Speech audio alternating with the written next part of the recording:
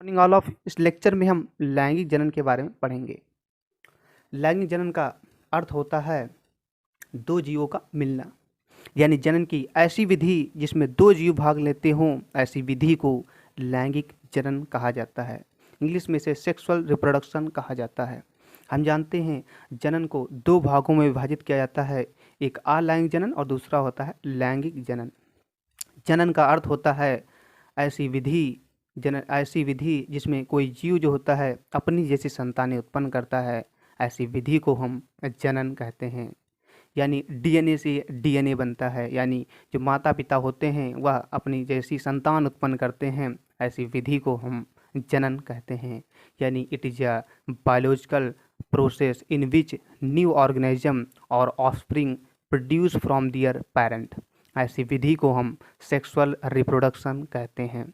तो जनन की ऐसी विधि जिसमें दो जीव भाग लेते हों, ऐसी विधि को हम लैंगिक जनन कहते हैं। यहाँ पर दो जीव दिखाए गए हैं। सबसे पहला जीव है नर और दूसरा है मादा। नर जो जीव होता है वह नर युग्मक का फॉर्मेशन यानी निर्माण करता है, और मादा होता है युग्मक, वो मादा युग्मक बनाता है। जो मादा होता है वह मादा युग्मक यानी कि फीमेल गैमीट को बनाता है।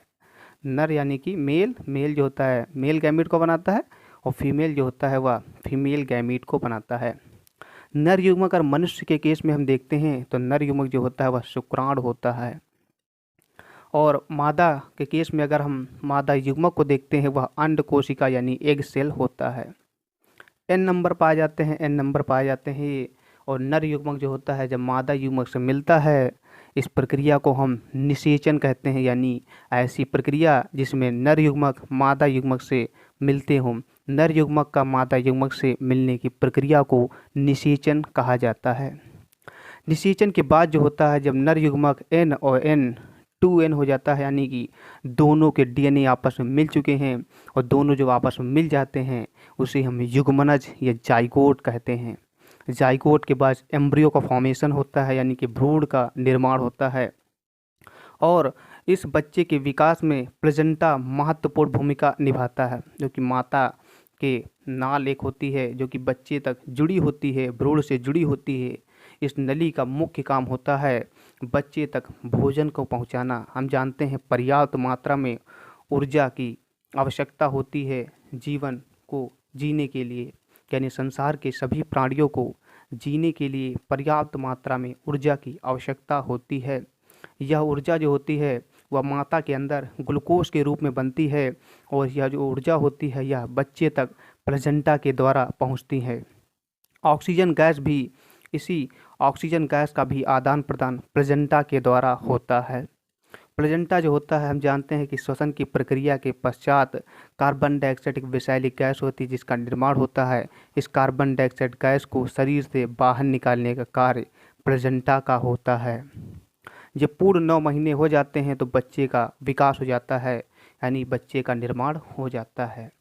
तो लैंगिक जनन में संतान उत्पन्न होती है उसी जैसी, यानी मनुष्य है तो मनुष्य की संतान मनुष्य ही होगी, बिल्ली है तो बिल्ली की संतान बिल्ली होगी, यानी कैट जो होगा कैट का बच्चा जो होगा कैट ही होगा। तो ऐसी विधि में अपनी ही जैसी जीव जो होते हैं संतान उत्पन्न करते हैं, ऐसी विधि को हम जनन कहते हैं। और लैंगिक जनन किसे कहते हैं? जिसमें दो जीव भाग लेते हैं। मनुष्य के केस में हम देखते हैं, हम जानते हैं कि मनुष्य में 46 गुणसूत्र पाए जाते हैं, जो कि जोड़ी में 23 जोड़ी होती हैं।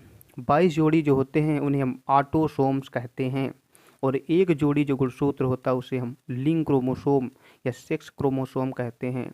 लिंग क्रोमोसोम को दो भागों में विभाजित किया जाता है, एक्स और वाई। पिता से जिस संतान में वाई गुणसूत्र जाते हैं यानी एक्स और वाई जाते हैं वह जो होता है पुरुष बनता है, और माता पिता से जिस संतान में एक्स एक्स गुणसूत्र जाते हैं तो वह स्त्री बनती है। जैसे कि यहाँ पर स्ट्रक्चर में दिखाया गया है, एक्स और वाई जो होगा वह नर होगा और एक्स एक्स जो होगा वह मादा होगा। माता पिता से जिस संतान में एक्स एक्स गुणसूत्र जाते हैं तो वह एक्स एक्स बनता है, और एक्स एक्स जो होता है उसे हम स्त्री से डिनोट करते हैं, यानी कि यह मादा युग्मक का संकेत है। एक्स जो होता है दूसरे एक्स से जुड़ता है तो एक्स एक्स बनता है, जो कि मादा युग्मक है। ये वाई जो होता है एक्स से जुड़ता है तो एक्स वाई बनता है, और ये वाई जो होता है दूसरे एक्स से जुड़ता है तो एक्स वाई बनता है। इस प्रकार हमने यहाँ पर देखा कि 2 एक्स बने हैं और 2 वाई, यानी नर और मादा की जो होती है 50-50% संभावना होती है। इस प्रकार लैंगिक जनन को हमने यहाँ पर पढ़ा है। Thank you so much.